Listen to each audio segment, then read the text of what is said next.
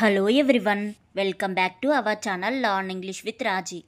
Hi viewers, today I will give one Telugu sentence question for you. If you know the answer, please give comment on this video comment section. So today question is ఇంతకీ నువ్వెవరో చెప్పలేదు. I repeat, ఇంతకీ నువ్వెవరో చెప్పలేదు. If you know the answer in English, please give a comment on this video comment section. So this answer is I reveal in the next video. Today we'll learn about some winter sentences in English.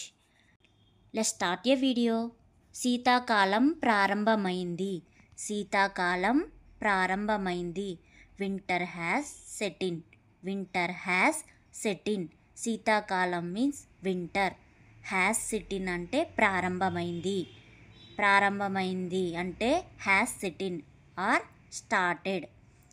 ఈరోజు చాలా చలిగా ఉంది.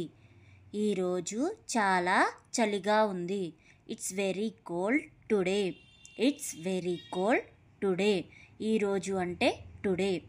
చాలా చలిగా very cold. ఉంది అంటే it's very cold. నాకు చలిగా అనిపిస్తుంది. నాకు చలిగా అనిపిస్తుంది. I am feeling cold. I am feeling cold. నాకు అంటే ఐ యామ్. చలిగా అంటే చల్లగా ఉండడం కోల్డ్. అనిపిస్తుంది అంటే ఫీలింగ్. ఫీలింగ్. మీ చేతి తొడుగులు ధరించండి. మీ చేతి తొడుగులు ధరించండి. Wear your gloves. Wear your gloves. చేతి తొడుగులని మనం గ్లౌజెస్ అంటాం. ధరించడం అంటే వేర్. మీ తొడుగులు ధరించండి అంటే వేర్ యువర్ గ్లౌజెస్. బయట చాలా చల్లగా ఉంది. బయట చాలా చల్లగా ఉంది. It's very cold out side. It's very cold out side. బయట అంటే అవుట్ సైడ్. వెరీ కోల్డ్ అంటే చాలా చల్లగా ఉంది. నాకు వణుకు పుడుతోంది. నాకు వణుకు పుడుతోంది. I am shivering. I am shivering. వణుకు పుట్టడం మీన్స్ షివరింగ్. షివరింగ్. స్వెటర్ వేసుకుని వెళ్ళు. స్వెటర్ వేసుకొని వెళ్ళు. Put on a sweater and go. Put on a sweater and go. వేసుకోవడం అంటే పుట్ ఆన్ ఏ స్వెటర్. వెళ్ళు అంటే గో. గో. నా కాలి మడిమలు పగిలిపోతున్నాయి. నా మడమలు పగిలిపోతున్నాయి. My heels are cracking. My heels are cracking. కాలి మడమల్ని మనం హీల్స్ అంటాం.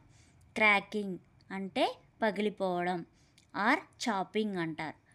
నీ పెదవులు పగిలిపోయాయి. నీ పెదవులు పగిలిపోయాయి. Your lips are chapped. Your lips are chapped. నీ పెదవులు అంటే యువర్ లిప్స్. పగిలిపోవడం అంటే క్రాకింగ్ ఆర్ చాపింగ్ అంటారు. If you practice at least these sentences in English and spend 5 minutes per day, you will also to become a good fluent in English and good English speaker. Thanks for watching. If you like this video, like, share, comment and subscribe to our channel. And don't forget to click the bell icon for getting more videos. Thanks for watching.